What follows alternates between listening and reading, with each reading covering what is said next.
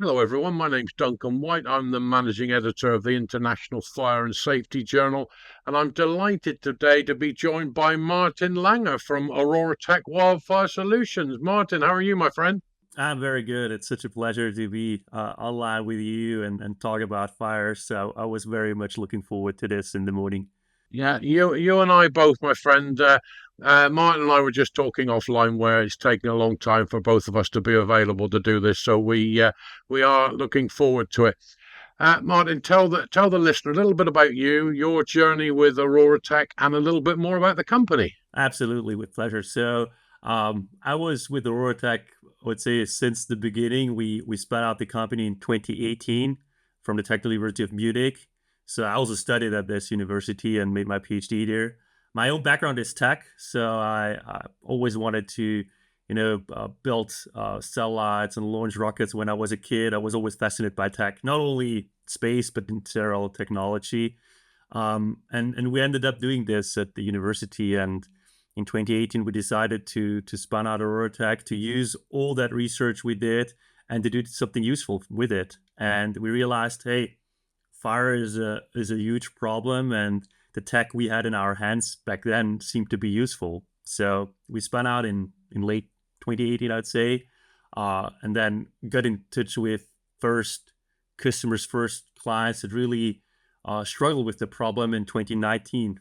And actually, that helped a lot to really discuss, let's say, our bubble, which is the space bubble, with the other side, people that were on ground fighting in the trenches, had no idea of the technology at all, no mean to get to the data and to connect both ends. And that's what we're doing since the last 6 years, to connect those worlds and connect both ends and to bring the data we have and say additional benefits to the people on ground. Very much so, and watching from the wings, so to speak, and seeing how OroraTech has developed, you've certainly joined those two ends, and the benefits are being well and truly felt by those guys and girls that go out day on day to deal with it. Um, Technology has gone on leaps and bounds, and when we talk about spotting fires from space and looking at the way that OroraTech uses satellite technology, so for the listeners who might not be familiar, explain a little bit more how that works. Yeah. And I'll start with the technology that actually flies in space. And what we did differently than others before is we tried to make that part of the technology less complex. So imagine a thermal camera, like a camera you know from measuring the temperature in buildings or around buildings. And this kind of technology is just mounted on a small satellite. So the satellites we use for that part of the story, they're as large as a shoebox. And with those satellites, we can actually downward looking measure the temperature of the Earth, but especially see very high temperature differences. So whenever there is something burning, something emitting enough heat with respect to the surrounding, we see it very clear. And that's the one side. On the other hand, obviously, we have to connect that and process that data and bring it down in as little time as possible. Because with fires and with other scenarios, there is always this time critical element. There is no reason to tell somebody after a week or after a couple of days, hey, I've seen a fire like 3 days ago. Are you interested in this information? No one cares. And the interesting part is now, when we talk about space, there's this traditional space business of, imaging the Earth, sending down those images, and then transporting that image to the customer. That's the traditional way space and remote sensing was able to deliver some value over the last 20, 30 years. But now the difference is some firefighters on the ground, why should they care about an image? Where should they care about, understanding themselves, whatever we want to tell them? We have to do that job. So we have to break down those barriers of data access and make it even easier for people that don't have time at the end of the day to really focus on the most important pieces of the information. So the one part is the satellites and the instrument securing. The other part is the algorithms. So how to detect that temperature difference, how to detect that hotspot on ground, and then the delivery part, how to connect that to the end user that might be somewhere remote, and how to build this homogeneous information resource everyone can understand, everyone can rely on. Because also, frankly, one thing we discovered is that even in one organization, there could be different sources of information, different, points in time when people access information about one particular fire. So to get this base layer of data, of fire data covered, in my opinion, satellites are the real deal. Exactly, and one bit that you touched on there, which is refreshing, is that everybody's different. Everybody looks for information in different ways. So you hear too many examples now where companies saying, "Oh, it's one size fits all," whereas you very quickly realise that there is a need to treat departments and organisations differently, dependent on the way in which they use and promulgate that data. Yeah, absolutely. I suppose the next question for me is, give us an example of where this early detection has resulted in success on the ground. One example that really hit us was the 23 fire season in Canada, and we were working with Fire Agency of Quebec since 21. But in 23, to see like this one particular night where a dry thunderstorm passed over and ignited, I think, 140 fires in parallel, that really showed the value what space data can do. And I also wanted to mention it's not always about the early detection. I think satellites are misunderstood as a mean of early detection at any point in time, at any location, at any geography. Well, I would say, yeah, in some of the areas, it's truly early detection. In other areas, it's about the situational awareness, about understanding multiple parallel fires, with the example of Sophy with 140 in parallel, and understand at any point in time where to focus on. And then the last part of the story is this backbone of fire data, because we truly measure and detect any fire on Earth that is happening all the time. That helps us to build better models. And I think that's the true value of the user. So not early detection, not situational awareness, but the biggest advantage is that we can build better models if we track and understand all the fires globally. But with Sophy, what we saw is with the 140 fires and with resources you got, it's not an easy decision to realize, hey, what are the 10 fires I should focus on? And what happens with the rest? And with traditional means, it's very hard to decide what's next. It's very hard to decide what's going to happen in the next 12 hours, how I'm going to maybe change my decision then. With space, you get this space layer. It's there all the time. It covers large areas, obviously, and it's I'd say a neutral way of seeing the world. So there is no human in the loop. So you always get one set of neutral data over your whole landscape, and it helps. That helps doing exactly that part of the decision process. But also, I think we're part of the decision process. We're not the only piece of the decision process. That's also an important thing to mention in here. Obviously, there's experts. Obviously, there's humans in the loop looking at our data and other data and then deciding. And that's I think in this AI world nowadays, that's also a good thing to mention, because it's not all about the AI that decides all the things. It's about experts using the right data at the right point in time to do better decisions. And also we can't allow ourselves to just flood data. We have to shrink the data down. We have to shrink it down to the most useful pieces of information. Again, because those people in situations like that, they're already overwhelmed. So we can't allow ourselves just pushing all the things we got. That's not helpful to anyone out there.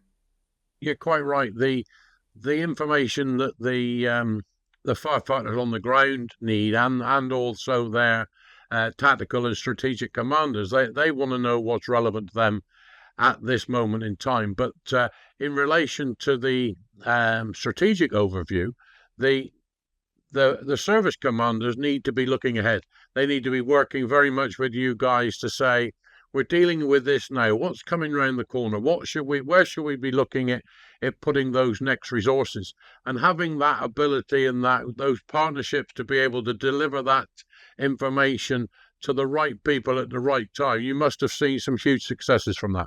Yeah, absolutely, absolutely. And just a month ago, we had our customer conference in Athens, and we had this one case again of Canada, but not Quebec, another province, where we saw our technology applied by a fire chief to save a local village. And there he used the propagation modeling. So the propagation modeling to understand where fire goes in the next 6 to 12 hours, that's built on the backbone of data we have, and that can be used and is already used by people that work in the field. So really, firefighters deploying that kind of model locally on their phones, and the ability we gave them also for the first time is they can manipulate locally where they really see the fire. So if we give them an information and we propagate fire, but they spot the fire somewhere else, they should be able to change the mall. They should be able to say, actually, I want to run the mall from here and not there. And I want to get a result now and not wait for the next hour till someone calls back to me and tells me where the fire goes that I see best here. So it's really empowering a local aspect, a very local aspect here, where I'm really a huge fan of, because locally you're going to know best. So why shouldn't you run the best possible mall locally with the device you got on yourself? Exactly that, and to be honest with you, where you've got that information then allows them to make that decision and say, we want to look at this from a number of different aspects to be able to make a reasoned judgment based on our experience, knowledge, and understanding, but also taking that invaluable data coming from OroraTech to base those decisions on, to give them the best chance of getting ahead of the issue. So those partnerships and those organizations you work with must be extremely pleased with it. Absolutely, but I think for us, it's also we truly honor partnerships where it's on another level where we can really learn. Because frankly, there's so many aspects of fire. There is not that one silver bullet, that are going to solve it all. So I really see us in this relationship with many of our clients where they are always explaining so much to us what we can implement in our modeling. We can explain to them our world, and if we can bring both worlds together, we can just build better systems for the people that are out there. And it goes deep to my heart to really protect those people, to give them better tools to just survive in the situations they're in. And at least over the last 5 years, 6 years, we're in this field, we have seen dramatic changes. We have seen how people that worked in this field for 30, 40 years are exposed to fire situations they can't really understand anymore. And I'm also working a lot with the Greek firefighters, in general with the government of Greece. And the fire situation there has also changed a lot over the last years.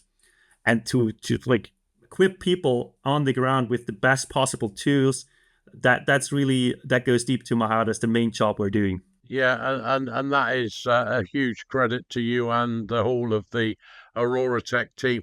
And what I find totally reassuring is the way that you understand that the information that you give is as poor, that the information that comes back to you from the end user. Both of that information is vitally important to ensure that you're able to develop and fine tune and provide a service long into the future that is looking at the end user's needs. Absolutely, yeah, 100%. And that when and I hark back on a lot of my podcasts where we talk about manufacturers giving only one option, and the end user is at the bottom of the food chain, really, in terms of you have this or you have nothing, and that's not the way that we should be treating the guys and girls at the sharp end. So we talk about wildfires. So in relation to the differing ecosystems, grasslands, boreal forests, does the same system work equally as well on all of those? So it's in general, as we work with satellites that orbit Earth, we have the main advantage that we really see all the Earth and can also understand with our algorithms the differences in terms of fire regime. from a pure like physical point of view, our sensor understands temperature differences and fire intensity. So a grassland fire might have a lower intensity, might need a larger area to be seen with our sensor than, for example, one tree burning. So there is differences, but then also the interesting part is it works since it works in all geographies. We can also learn a lot about those differences and then tune the mall, our propagation mall, our risk malls towards that. And we've seen beautiful examples of fires we've spotted way up in the north that were, reigniting after the snow melted. So where you can see really from a temperature different point of view that those fires stayed underground and then reemerged in after winter. So for me, from a scientific point of view, that's interesting. That's material I can use. That's material our scientists can use to tune the algorithm specifically to the geography, and to also learn with the fuel malls at the end of the day how all those patterns we see, and I really want to talk about the patterns, can help us build the best mall out there. So I'd say yes, it works in all geographies. It's depending on the intensity of the fire. So we can't spot like a barbecue from space, but what we truly can see is the fires where people care about. It's fascinating to hear you talk there about where a fire has continued to smolder underground. Obviously, the insulation factors of the snow on top of the fire, keeping the heat there into that fire, and how with the snow melt it comes back, and it just shows that we can never be totally sure from the just visual that is out, and having that thermal technology that we're discussing certainly gives the firefighter the additional tool on their belt. Yeah, yeah, and in addition, if you imagine that monitoring system runs all the time, and you see multiple of those fires, maybe you just don't have to care about them. Maybe they can just burn the way they are, but maybe there's one fire you deeply care about because the propagation shows that it's gonna hit the village in a couple of days from now, and that's the difference. Because I think what we also cannot afford is to send people out there to all the fires. We have to really treat the time and also the lives of the people very, very carefully, and only select those fires that will become the most extreme ones. Tell me a little bit about AI and predictive analysis. Tell me where, as the years have gone on over the last 3 to 5 years, AI has become more than just something that we're talking about. It's now something that we all use on a daily basis. Predictive analysis, slightly different. So, to the end user, how are those two things being used to benefit them on the ground? Yeah, yeah. I'd say we use AI right now in three different areas. And I start with, again, on orbit. So our satellites also carry a graphic card, a GPU. With that, we can run classical algorithms. I explained that before. But we can also run AI-based algorithms that really understand the patterns on ground. And what we see right now is those AI-based algorithms get to better results than the classical algorithms. So that's only after deploying them for about a year and retraining them in orbit. And that's beautiful because that's something we always want to see, but to see that live happening on a satellite of that size is really marvelous. Then the second piece is how to use AI to build better products, how to use AI to learn from the 2 terabytes of fire data we have, and just understand again patterns that happening all the time all over the globe, to predict the next fire, to predict if a fire happens based on all the fires it had seen over the years, what will that fire do? And I'm a huge fan of this large databases and pattern-based analysis because it reduces the complexity of the model by a lot. Because in the past, all of us have used very complex models to predict the fire propagation, models that have 20 to 30 physical parameters. And the big issue is you never know that those parameters are precise enough to really propagate for a very long duration. Now, if you reverse that, if you if you look at our cell lab network and see that it's going to get updated all the time, you can build a reinforcement model that understands what's happening now based on what has happened in the past, but then correct itself by new incoming information. And this new incoming information can be both from the satellites, but also from people on ground. So that's why this example of the firefighters on ground is so important, because then our model can learn and reinforce itself and can build a better prediction. We can again send back to the firefighters, but also to all other firefighters. And that's a beautiful thought. If you can use all the fires that happen all the time, but also can learn from the fires we try to suppress what we have and learn from that for future fires. Oh, I was just going to jump in. Something that jumped into my mind was about the way in which the weather is fed into this. Obviously, the satellite is picking up some information, and you've got the live information coming from the ground. Because I've been involved on fires where the local geography and the effect of the wind on the local geography has produced tunnel effects and trench effects when it comes to the way the fire reacts. I'm keen to understand how that factors into what your system is saying. Yeah, it's absolutely a right point. And if we've seen multiple fires, again, I'm taking the example of Greece, where pyrocumulus was built and fire was generating their own weather. Now, yes, we can build physical models that try to reshape that and try to build a complete physical understanding of what is happening in there. I want to create a shortcut and understand what is happening based on what I measure and recreate the reality from that.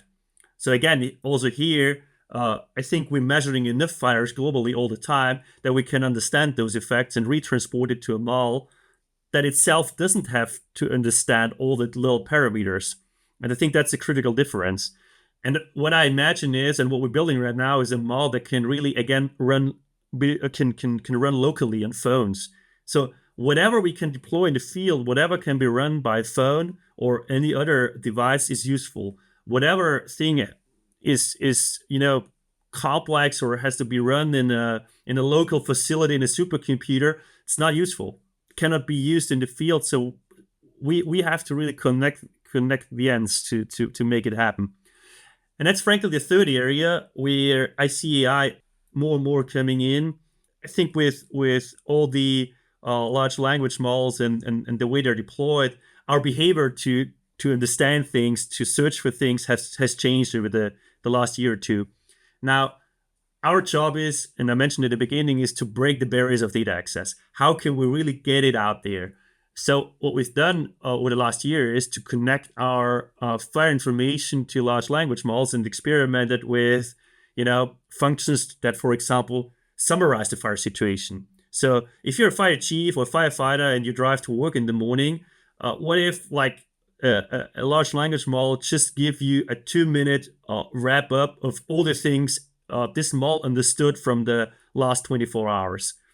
You would start the day really with a completely different mindset. And I'm not saying you should completely rely on those because they're not 100% right in any way, but it would give you some understanding you couldn't have before, and especially listening to it could help that. So that's the 3 areas where I see like massive performance increases if we deploy AI. Absolutely, and being a response officer, getting in your car first thing in the morning and heading into the office and having that 2-minute overview of what's been going on during the time that you've been at home with your family and not on shift is a huge beneficial. And like you say, even if it's not 100% accurate, it's going to be way up there and it's going to give you more information than you would have had previously. So a huge tick in the box. Yeah, absolutely. So I suppose this really takes me on, and I'm not asking you to divulge any state secrets, but what I'm